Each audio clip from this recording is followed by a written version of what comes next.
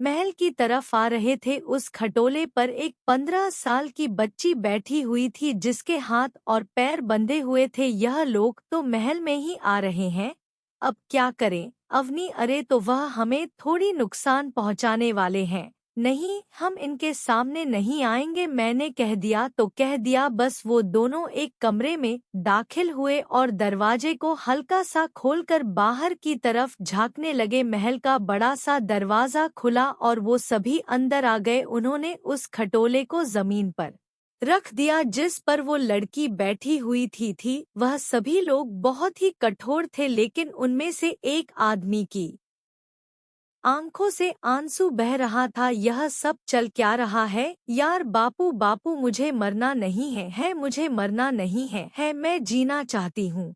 बापू मेरी बेटी, मैं मजबूर हूँ, तुझे मरना ही पड़ेगा, इसी में सबकी भलाई है। वो लड़की चीखती बिलखती रही और उसके बापू समेत सभी लोग महल से बाहर चले गए। उन्होंने महल का दरवाजा भी बाहर से बंद कर दिया। वह लड़की तन्हा अकेली अंधेरे छाए हुए इस महल में बहुत डर रही थी और उसको छिपकर देख रहे अवनी और मयंक को यह बात बहुत ही अजीब लग रही थी। वह दोनों उस कमरे से निकलकर उस लड़की के करीब पहुंचे। उन्हें देखकर वह लड़की चौंक पड़ी। घबराओ नहीं बेटा, हम तुम्हें बचाने आए हैं। उन्होंने उसके हाथ पैरों की रस्सी खोल दी और फिर उस लड़की के चेहरे का डर भी खत्म हो गया। तुम्हारे पापा और वो गांव वाले मिलकर तुम्हें यहाँ क्यों छोड़ गए? कोई बाप भला ऐसे कैसे कर सकता है? हमारे गांव में एक रिवाज है, हर इंसान अपनी पहली जन्मी लड़की को 15 साल की हो जाने पर यहाँ मरने के लिए छोड़ जाता है। लेकिन क्यों, क्या वजह है? मुझे नहीं पता दीदी, यह विश्वास है या अंधविश्वास है। अगर मैं फिर से गांव पहुंची तो वह लोग मुझे फिर से यहाँ छोड़ जाएंगे और इससे पहले वह आप लोगों को इस महल से बाहर कर देंगे, जिससे अगली बार मैं जिंदा ना बचूं। कितने बेवकूफ लोग हैं।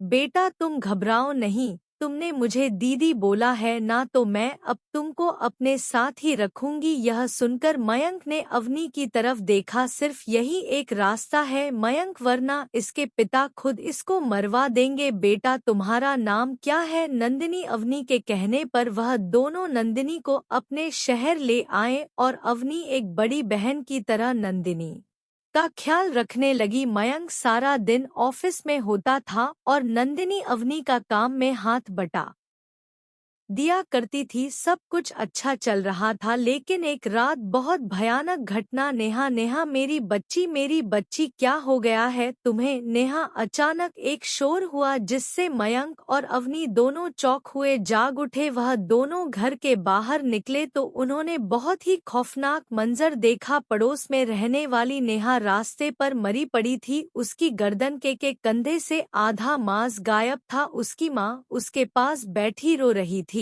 और बाकी पड़ोसी बस तमाशबीन बने हुए थे। माय गॉड, ऐसा कौन सा खूंखार जानवर है जिसने इसको मारा होगा? यह काम किसी इंसान का तो नहीं लगता। जरा सी देर में ही कॉलोनी में मातम छा गया था। उसी टाइम नंदिनी भी घर से बाहर निकली और नेहा की लाश को बड़े ही शांत भाव से देखने लगी। मयंक देखो, यह नंदिनी एक बच्ची होकर कितनी आराम से इस लाश को देख रही है, जैसे उसके लिए यह कोई अजीब बात है ही नहीं।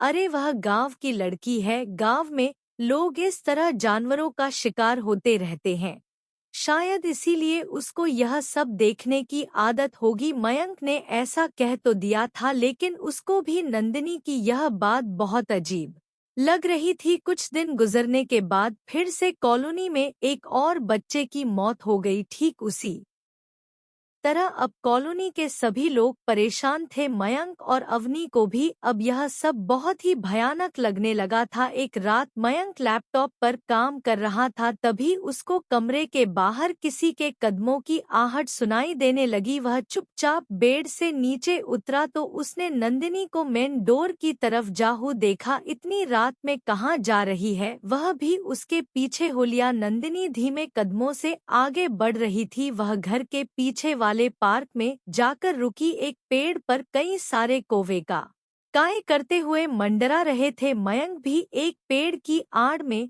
छिपकर उस पर नजर रखने लगा। तभी अचानक से नंदिनी ने एक छलांग लगाई और एक कौवे को पकड़ लिया। मयंक ये देखकर चौंक पड़ा। नंदिनी ने उस कौवे की गर्दन झट से अपने मुंह में दबा ली। यह देखकर मयंक का दिल दहल उठा। कौवे को चबाने की आवाज मैदान में गूंज रही थी, साथ ही नंदिनी की आंखें इस टाइम लाल लाल चमक रही थी। उसके होठों से कौवे का टपक कर नीचे गिर रहा था। हे भगवान! मयंक वहां से सीधा अपने घर की तरफ भागा और अपने कमरे में आकर अवनी के पास लेट गया। उसकी धड़कनें तेज तेज चल रही थी। उसे समझ नहीं आ रहा था कि जो कुछ उसने कुछ देर पहले देखा वह सब सच था या कोई भ्रम, लेकिन जो आंखों के सामने हुआ हो आखिर उसे झुलाया कैसे जा सकता है। उसने सोचा अगर उसने अवनी को बताया तो पता नहीं वह क्या कर बैठेगी, इसलिए उसने एक फैसला किया। वो अगली सुबह ऑफिस ना जाकर माधवपुर के लिए निकल गया। 5 घंटे के सफर के बाद वह माधवपुर पहुंच गया। गांव के सभी लोग उसको अजीब तरह से देख रहे थे